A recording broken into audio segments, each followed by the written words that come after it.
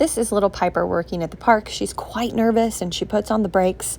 And so there's a technique that we do with her that I'm going to show you. It's just a little difficult to see because apparently the grass is taller than Piper. It's a little bit of a less of a downward angle than I thought. So you still get to see my body language though, and that's what matters, okay? So every time I get to the park with Piper, I spend the first few minutes, or let's say 10 repetitions, taking a few steps and then running backwards. Sometimes I go, Piper. Sometimes I go, Piper, come. It's just something exciting to get her attention. And it's so much more engaging than just walking her. So I want to back up several feet, or several steps, I should say.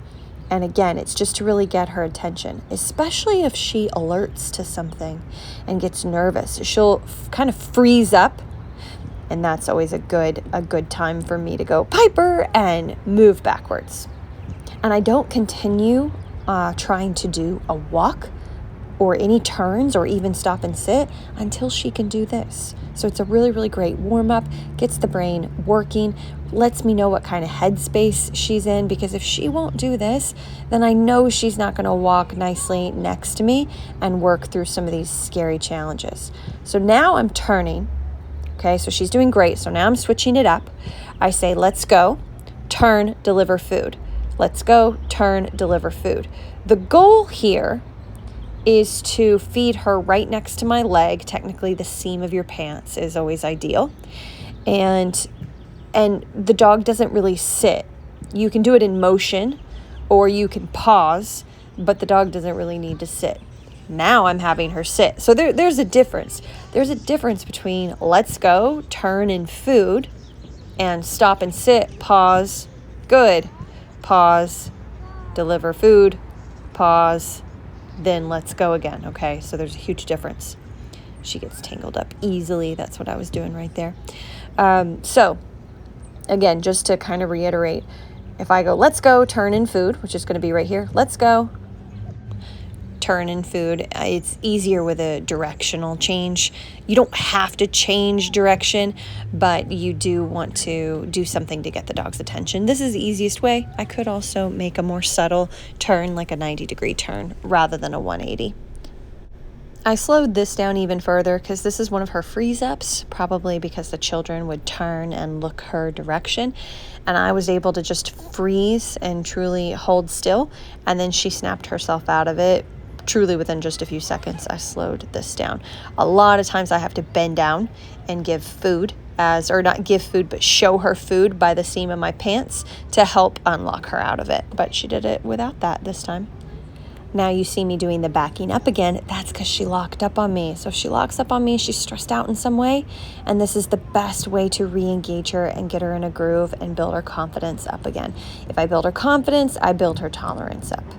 Right here, you can barely tell, but we're working on down. So you definitely can't see her. That's why you saw me lift my foot. I just do pressure down to the ground. It was too hard for her to have me move around with just so many people around. As you can see, her popping up. She could handle me just standing still, though. So you make those adjustments. Even though you know your dog can do more than that, when you put your dog in a difficult scenario, what they feel is difficult, you go back a few steps. And what she could handle was me just standing there and her in a down, and that's good enough for me, because the next day will be a little more, the next day will be a little more, and we'll continue to build on it. So this is me continuing to do let's go, turn food. Now in the house, when we practice this, I don't reward her every single time anymore, but I still do occasionally because I want to keep up that great muscle memory. But outside, if we're in a busy section, I do it almost every time. Then when we go to the part of the park that's pretty boring, I don't do that anymore. I only reward occasionally, or I'll do more down and stop and sit and work on that. Just make sure when you do your sits and your downs, you pause and really take a breath before you give them a movement command again, because you want to say good food and pause. Don't make them think they get to bounce up after they get that food. And as you can see here, we're just working on some more confidence building stuff. This kind of work, walking walls, is really great for her. And she's so tiny. This was really one of only 2 walls we were able to do, but I'm glad we were able to, because it's such a great task for them to keep their mind on when stuff is going on. Here is a nervous moment that we came across. You see the locking up? So I decided to get rid of the pressure and do a little pop with food guidance, and we still struggled working through it. So I'm going to show this slowed down. So she locks up, there's tension on the leash. I've got food, and I decide to give her a little pop and release, and then she looks at me and then sees the food.